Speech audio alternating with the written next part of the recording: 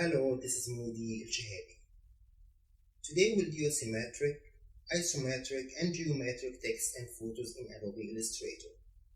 Put anything you want in a symmetric or a cube shape. So without any further ado, let's start the symmetric text. Write the text you want.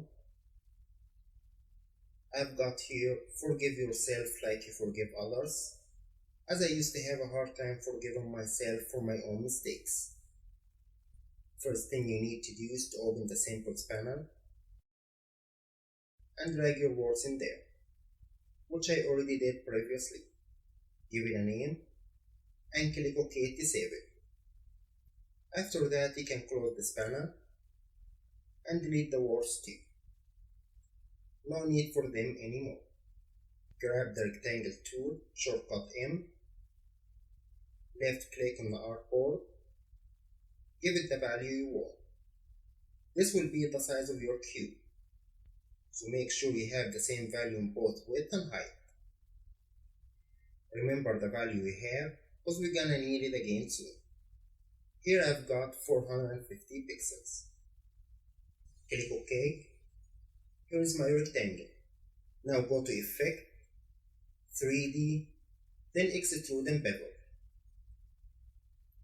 Check on Preview box, and from Extrude Depth, give it the same value as your rectangle, which was 450, to get your geometric cube. Now go to Map Art. That will open a new window for you. And I'm gonna stop for a minute on the surface option here. It says 1 out of 6. What does that mean? Any cube got 6 sides, front and back, top and bottom, right and left side. Here it says 1 out of 6, so that's the first side. If you look closely at the cube, you will see that red line on the front side, so that means this is the selected side. If you're gonna add anything now, it will be on that side. If you move to 2 out of 6, you will see the red line changes to the back side. 3 out of 6 goes to the right side. 4 out of 6 goes to the bottom side. 5 of 6 to the left side. The last side is the top one. This is crucial, so you know which side you are working on. In this tutorial, I only need the front, the top, and the left sides of my cube. So select 1 of 6, the front side, then go to Samples, and select the words you've just saved in there. Adjust both width and height.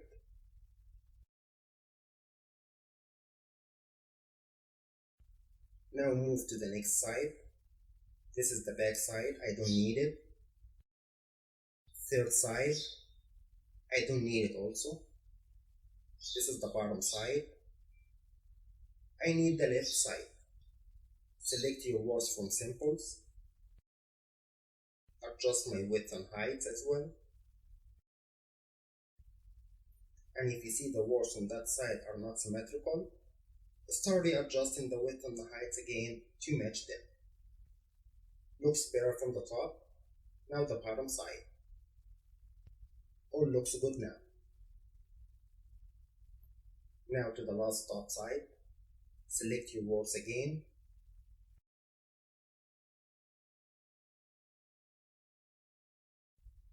I feel my 3 sides are looking better now.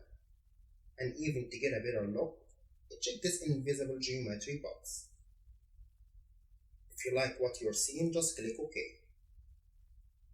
From this cube here, you can move it around to change how your cube looks like. Once you get to the point you like, just click OK.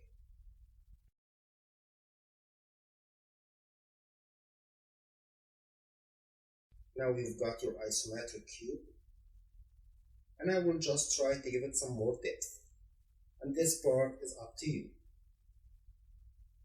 I will grab the line segment tool and draw a line between all 3 sides.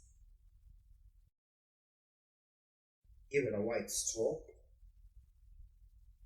From the other side, Just make sure your lines are perfectly closing at the end. Select your 3 lines, go to Effect, Blur, and Gaussian Blur. Anytime you want to readjust anything in your isometric cube, just go to Appearance, click on 3D Extrude and Bevel, check Preview, then click on Map Art again. Select which side you want to readjust, and do your magic, then click OK to save it.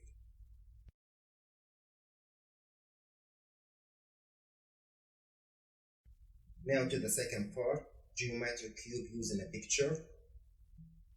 Pretty much the same steps as before. Here's my design. Drag it in your simple panel, name it, and click OK. Check the size of your design. I've got here 400 pixels.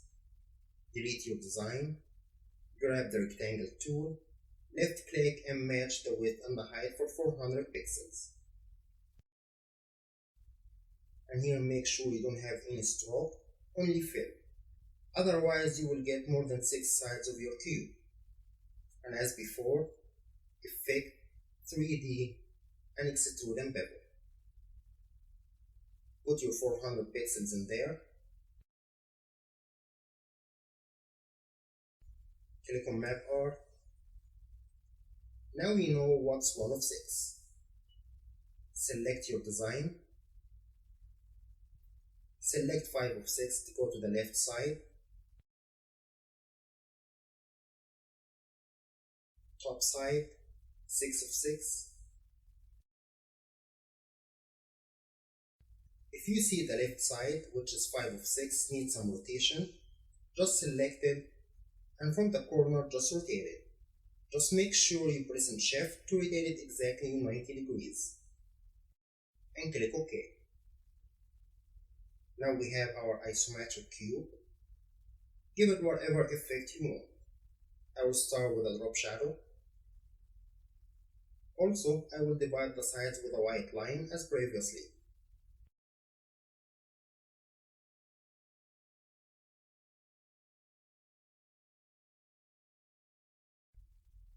That was it for today, isometric walls and cubes. Tune in for more videos and tutorials. Have a great day.